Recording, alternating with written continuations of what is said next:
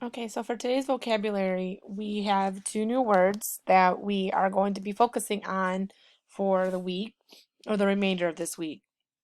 So we have the word least common multiple, multiple. So those are our two new words.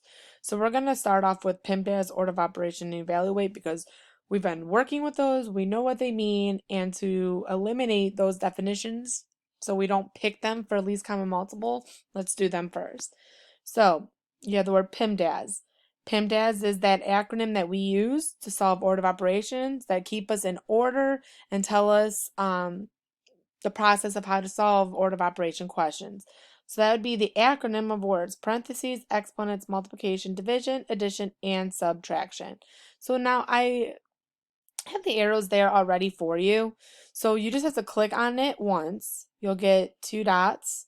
Click on the front dot and drag it to PIMDAS. Okay? Now we have order of operations. That is a problem that has multiple operations. It's going to have addition, subtraction, multiplication, division. It may have all four. It might just have two of them. It depends on the problem that you were given. So it's the order you solve them and how you solve them.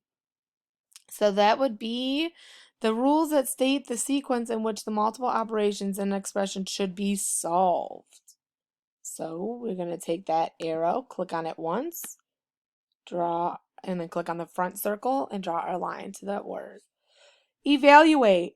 You'll see evaluate when I ask you to answer a question, to solve a question. So to find or solve the value of.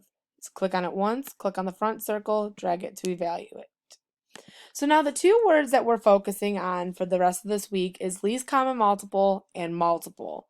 Okay, so your least common multiple is the smallest number or the smallest multiple both two numbers have in common. Okay, so it's the smallest positive number that is a multiple of two or more numbers. Okay, it's the smallest, the least, tiny, small. Okay, multiple is the number that can be divided by another number without a remainder. Your multiple is 2, 4, 6, 8, 10, listing your multiples, okay? And that would be a number that can be divided by another number without a remainder. And I draw my line there.